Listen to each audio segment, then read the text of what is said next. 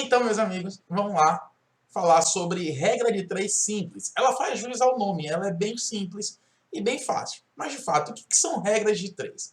Regra de três é um processo prático, né, usado para encontrar solução de problemas que envolvem grandezas. Só que essas grandezas elas podem ser diretamente e inversamente proporcional, como a gente viu no vídeo e na aula anterior. Então, o que vai acontecer?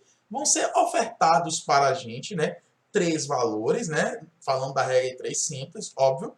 E desses três valores, vamos querer saber um quarto valor. Existem alguns livros que abordam esse assunto e chamam de quarta proporcional. Porque a gente está falando de uma proporção. Na verdade, meus amiguinhos, a gente está saindo. A gente teve a primeira aula do módulo sobre proporção e a gente vai permanecer esse módulo todo com proporção. Apenas vamos ter diferentes tipos de proporção. A regra de 3 também é uma proporção. Então, vamos lá. Eu costumo, né, ensinar para meus alunos, e vocês, né, não deixam de ser meus alunos, óbvio. Divido a regra de 3 em 4 passos. Existem 4 passos para resolver a regra de 3.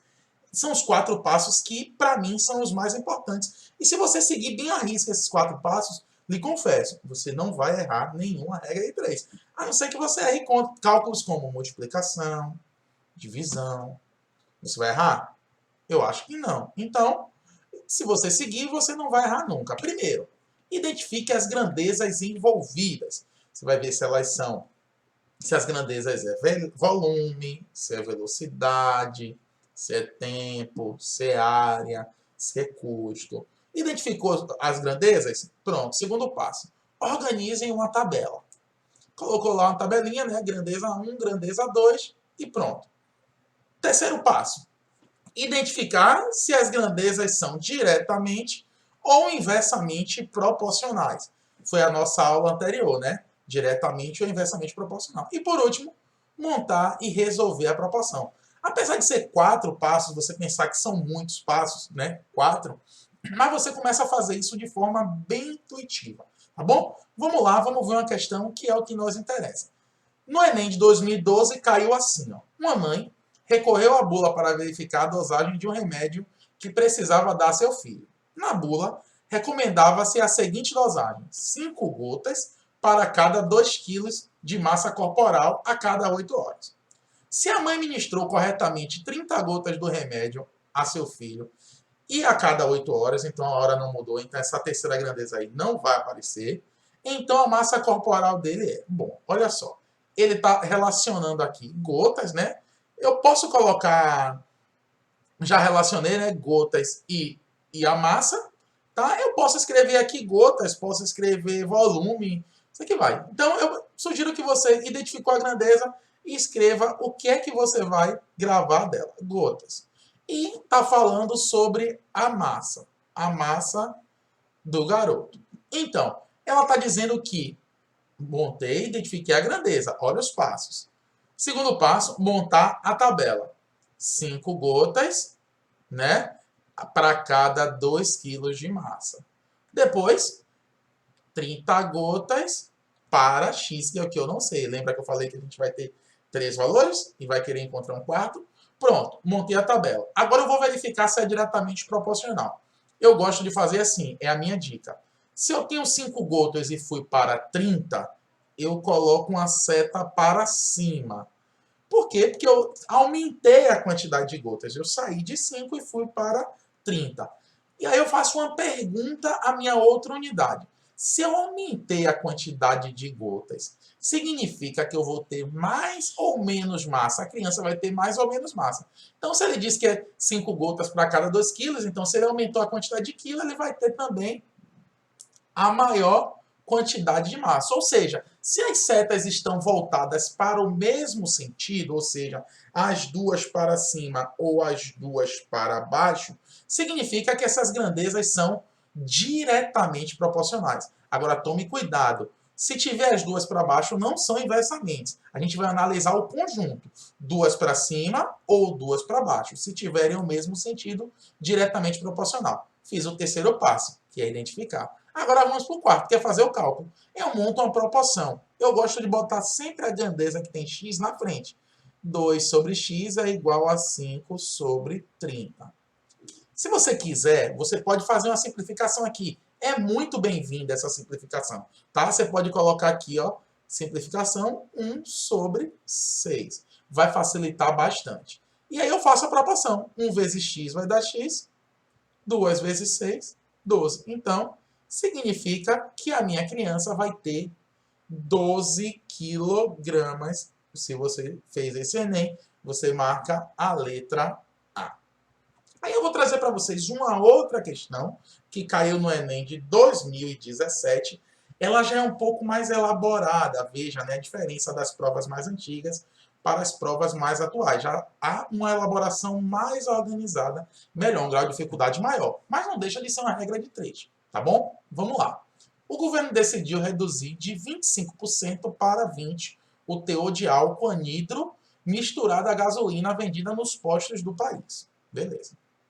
Considere que a medida de desempenho, a média de desempenho, ou seja, a quantidade de quilômetros que um carro anda com 1 litro de combustível, é diretamente proporcional, ó, ele já deu aqui a dica, ó, é diretamente proporcional à porcentagem de gasolina no combustível e que a média de desempenho de um carro antes da decisão do governo era de 13,5 km com litro. Nessas condições do texto, qual será a estimativa da média de desempenho após a redução de álcool anidro no combustível? Bom, vamos identificar as grandezas. Ele está falando de porcentagem, né, do percentual, e está falando do desempenho do carro, né, que é quilômetros por litro. Beleza, identifiquei. Agora vamos lá, vamos analisar a questão. Olha o que acontece. O governo ele tinha antes, né, o carro, a gasolina antes, tinha 25%. Dentro daquele litro era 25% gasolina. Ou seja, ou era 25% álcool, desculpa. Ou seja, se tinha 25% de álcool, presta atenção, significava dizer, 25% de álcool, significava dizer que 75% era gasolina, não é isso? Então, ou seja, ele está dizendo que com 75% de gasolina, o carro, no litro, né, o carro fazia 3,5 massa, quilômetros com litro. Aí o que aconteceu? Ele reduziu esse teor de álcool para 20.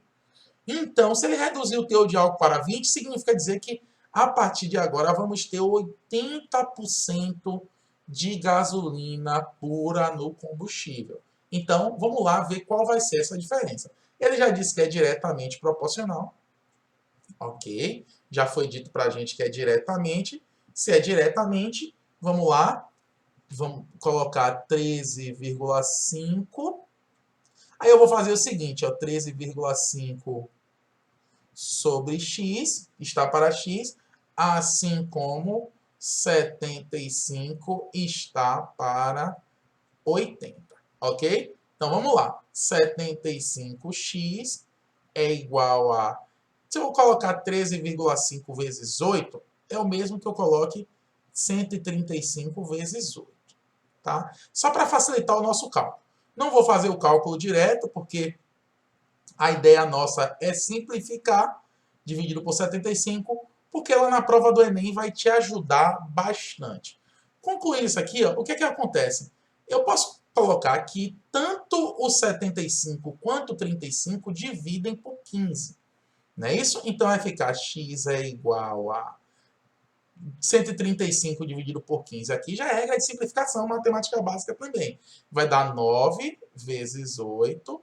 E aqui embaixo, por 15, vai dar 5. Beleza, dividir por 5 é muito mais fácil, né? Então, vamos lá. 9 vezes 8. 9 vezes 9 é 81. Vai dar 72 dividido por 5. Dividir por 5, meu povo, é o mesmo que você dividir por 10 e multiplicar por 2. Ou seja, 7,2 vezes 2 dá 14,4 quilômetros com o litro, letra E. Importante, pessoal, não só você saber fazer as regras de 3 ou qualquer cálculo, como também você saiba simplificar para adiantar. Lá na hora de fazer sua prova, você vai ter 45 questões para você fazer só de matemática. sem contar as outras, né? Então, a gente precisa ter um tempo, obedecer esse tempo da questão. E para a gente ganhar tempo em cálculos que são simples, a gente vai lá simplificando. Então, não só treine regra de 3, como também treine a simplificação dos números. Eu também trouxe, né, para a gente fechar essa aula, trouxe uma terceira questão do Enem também, que é de 2011. Ela diz o seguinte: muitas medidas podem ser tomadas em nossas casas, visando a utilização racional de energia elétrica. Isso deve ser uma atitude diária de cidadania. Uma delas pode ser a redução do tempo do banho. Um chuveiro com potência de 4.800 kWh consome 4,8 kW por hora. Beleza, tudo bem, ó. Tá falando 4,8 kWh, duas grandezas, já identifiquei aqui. Uma pessoa que toma 2 banhos diariamente, de 10 minutos cada, consumirá em 7 dias quanto? Bom, já identifiquei ali. Ele está falando de quilowatts-hora, né? Que é a grandeza é potência, né? Quilowatts em 1 hora. Só que ele está falando do banho aqui em 10 minutos. Então, essa hora aqui eu já sei que vou ter que transformar para minutos. Então, 4,8 em 60 minutos. Quantos quilowatts ele vai consumir se ele toma 2 banhos de 10 minutos por dia? Ou seja, ele passa por dia 20 minutos tomando banho, só que ele quer que eu analise isso em uma semana. Olha só a brincadeirinha aqui, ó. Em uma semana são 7 dias. Então, ele vai passar 140 minutos durante a semana no banheiro. Então, vamos lá. 140. Agora, ó, simplificação a todo vapor, ó, simplifiquei. Também posso simplificar aqui. Mas vamos ver se elas são diretamente ou inversamente. Diretamente, né? Se eu aumentei a quantidade de horas no banho, óbvio, eu vou ter mais quilowatts sendo gastos, mais a potência, né? Vou gastar lá mais quilowatts, então vou pagar mais. Então, feito isso, 4,8 sobre x é igual a 6 sobre 14. Aí vou simplificar, esse 6 sobre 14 vai ficar por 2. Eu vou colocar, vai virar 3 sobre 7. Né? Cortei aqui e facilitou minha vida. Logo, 3x é igual a 4,8 vezes 7. Aí vou ter que fazer 4,8 vezes 7. Porque a gente vai treinando a matemática básica também. 7 vezes 7, 49, com 7, 56. 7 vezes 8, 56. Então, 5. 7 vezes 4, 28. Com 2, 33. Uma casa decimal, então, 3x é igual a 33,6. Logo, dividindo 33,6, né? 33 por 3 vai dar 11. E 0,6 por 3 vai dar 2. Então, essa casa vai ter um consumo de 11,2 kW. Então, letra D, quem marcou, acertou a questão. Então, vamos ficando por aqui, né? Se você tiver alguma dúvida, você revisa ou pode colocar aqui embaixo alguma pergunta que prontamente eu vou estar aqui para responder, tá bom? Então, vamos lá, vamos ficando por aqui. Vamos para a nossa próxima aula, no próximo vídeo, logo abaixo, falando sobre regra de 3 agora composta. O que é que nos espera? Vamos lá, venham comigo.